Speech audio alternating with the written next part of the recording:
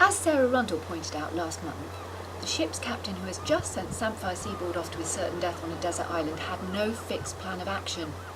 But what he had was a dream, and an eye to the main chance.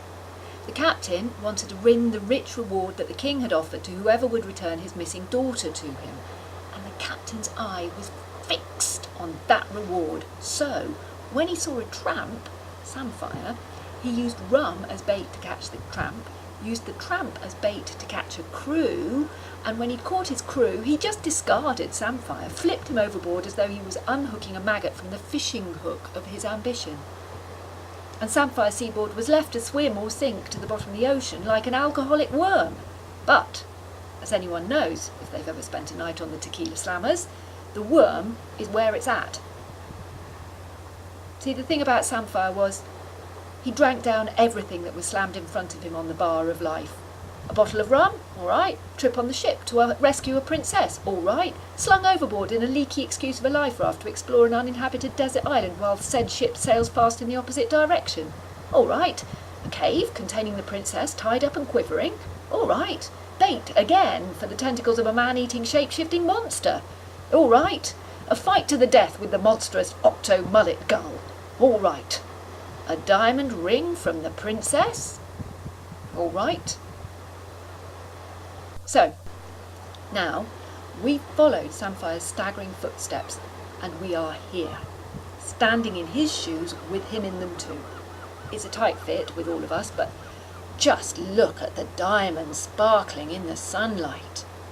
How we humans love diamonds, and now Samphire's been given one. He's a diamond geezer.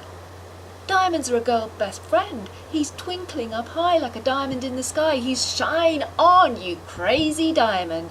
And it slips onto his finger, and it's a perfect fit. And now Samphire, spattered with seagull shit, red with hickeys from the octopus's suckers, looked at the sunlit desert island, where he could live happily ever after with his grateful princess, guaranteed free of monsters. And he looked at the empty sea, with its slick of octopus blood and bobbing fish scales and seagull feathers. And he looked at his boat. It was hardly fit for one tramp on a one-way ticket to nobody cares where. Leaky, mouldering. It's a belch of a boat, a leaf, a sigh, a puddle of a boat. And he looked at the princess, and he said, "Come on then, let's get you back home." They waded out to the boat, through the blood and the feathers, and the princess's red silk dress stuck to her bare legs and then floated out round her. And she climbed into the boat and sat in the very centre so as not to unbalance it, and Samphire pushed the boat out to sea where he could get into it too, up through the warm bits behind his knees, ha ha ha, up to the soft bits inside his thighs, up to his groin, why is the water always so cold, up to his waist, up to his nipples, and then he heaved himself in and he landed himself like a flounder in the bottom of the boat, and the princess scrambled to rebalance it. Not that there was room in the boat to rebalance or to scramble. And here's the thing about rowing.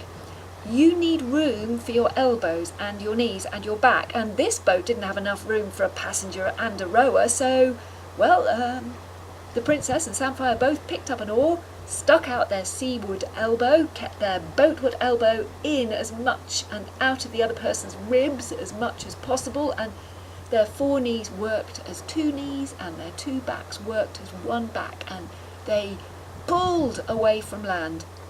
In which direction? Well, away from land. And they rowed and they rowed, and the sun went up the sky, seemed to pause forever, and went down again. And the moon came up, and the stars came out, and the moon went down, and the stars faded, and the sun came up, and they rested on their oars and looked sweatily about. They were in the dead centre of a still blue plate. Not a cloud. No land, not a ship on the horizon. So they rowed and rowed again, Sun up, sun down, moon up, moon down, sun up, and there they were, still in the dead centre of the middle of the blue plate of the ocean, and there, right on the far horizon, was a tiny dot, moving from right to left. "Ship ahoy! Help! Over here!" And their voices were swallowed by the vast ocean, and the tiny dot sailed on, right to left. Now there's one thing that habitual drinkers are very good at, and that is standing up and staying on their feet when the whole world is rocking and rolling around them. So Samphire got carefully to his feet, carefully raised his oar above his head, and carefully began to wave it to and fro, and drops of water like diamonds showered sparkling down from the wet oar, but they were lost in the vast ocean. Now if Samphire hadn't had his eyes fixed on that dot on that horizon, he would have seen the princess unbuttoning her red silk dress. He would have seen her knot one sleeve at the cuff and feed the oar through the other sleeve and through the neckline and up this sleeve until it was stopped by the knot.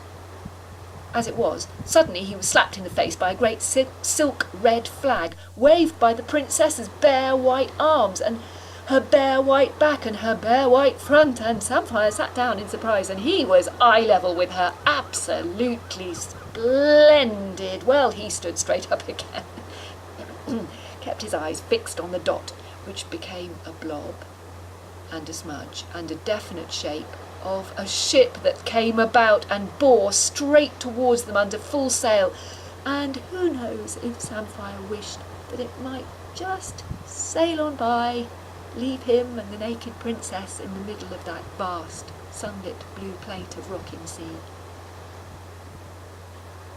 Well, turns out the ship wasn't just any ship. As it got nearer, he could see it was his old ship, with his old shipmates and his old captain who'd sent him off to the island, and they were, all of them, clinging to the rigging and straddling the bowsprit and hanging over the gunwales with their eyes goggling and their mouths all slack and gaping at the princess. And the captain looked down at Samphire in his rotten tooth of a boat. Before you knew it, the princess, now disappointingly back in her frock, had been raised gently in the ship's cradle, handed onto the deck by the smiling captain. He could almost taste the rich reward the king would give him. Far below he could see Samphire bobbing beneath the towering hull, all that stood between him and the reward. A sandbar he would have to navigate, and there was the princess at his shoulder. The captain had no plan, but he did have an eye to the main chance, and he hurled a rope for Samphire and grappled him aboard, clapped him on the shoulder and said, "Able seaman Samphire Seaboard, bravo! You have obeyed my instructions to the letter. You located the princess for rescuing, just as I asked. Good man!" And then, with a broader smile, he looked him straight in the eye and said to Samphire Seaboard, diamond geezer, accidental hero, monster killer, addict, "This calls for a celebration. The drinks are on me." And Samphire licked his dry lips and drank everything that life slammed down on the bar in front of him in next month's thrilling episode of The Man Wreathed in Seaweed.